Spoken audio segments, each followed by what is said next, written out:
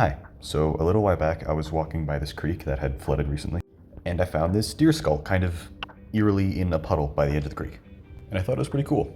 So being in school at the time, I went out of the woods back up to my school to get my backpack, came all the way back to the woods with my backpack to put it in, and then went all the way back out again to then later take it home. And as I was leaving with the skull, these living deer were looking at me kind of weird, but that's probably nothing. Here's what it looked like after I let it sit for a few minutes. And I hadn't noticed this when finding it at first, but you can see around it that there are a fair few scuds, little shrimp from the creek, that had been alive when I took it out and had kind of crawled out of it and died when it had been just sitting in a dry environment for a while. And of course there's also some dirt and algae and stuff. So I started off washing the skull in hot water, using a brush to kind of scrub off any dirt and a few little bits of flesh that were left. It seems like some bones people find in the woods have a lot of flesh left on them, but I think this one had hardly any just because it was in a creek for a while. And I used a long thin stick to get at some of the little areas that were hard to get at with a brush. And at first I was very careful around the teeth because I was worried they'd fall out, but honestly they held up fine. Then I filled up a bucket with hot water and a little bit of dish soap, since that'll help clean the bone and also make the stuff on it, like the bits of flesh and stuff, a little softer so it'll be easier to scrub off.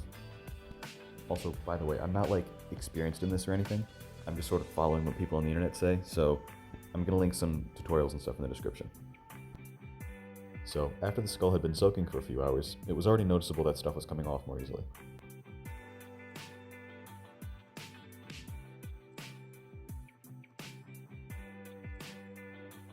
And there was this one spot on the back of the skull that had this really tough sort of sinew on it, and I picked at it for a while. I even used a wire brush actually. And I was never able to fully get it off, but I got most of it off, and it wasn't too noticeable in the end anyway.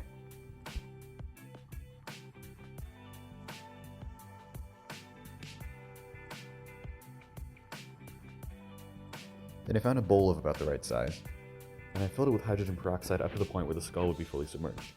And I tried to tilt the bowl to use as little hydrogen peroxide as I could while still covering the skull. But I ended up adding a little bit of water anyway because I ran out of hydrogen peroxide, and also because it wouldn't lower the percentage that much because it's already only 3%, and that just means I would have to leave the skull in for a little longer.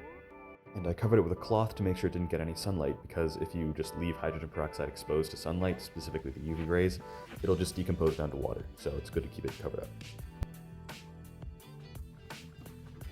Then I took it back out 3 days later. I didn't technically need to have gloves on the whole time, I just kind of wore them because I had them and I felt a little better wearing them. But at this point it should be way less likely to actually make you sick from any diseases or whatever that could be carried in the flesh. And really the whole skull, even although not perfect, even the inside was way cleaner. So I give it a final rinse, mainly just to get off the hydrogen peroxide. And you can see now I felt more comfortable not using gloves to hold it, which again wasn't fully necessary the whole time, but still. Then I just left it outside for a little while to dry, and kind of just to admire how clean it was now. It's also been whitened by the hydrogen peroxide, which is cool, although do not use bleach for this because it will weaken the bones. I have not experienced this myself, but like everything I've seen about it says don't use bleach. Of course, it's not visible how it's made it more sanitary, but just to see how it's physically cleaned it, it went from this to this. I put it up on the grill to stop my dog from getting to it as it was drying, but I absolutely love how it turned out, and it's just a cool thing to have around now.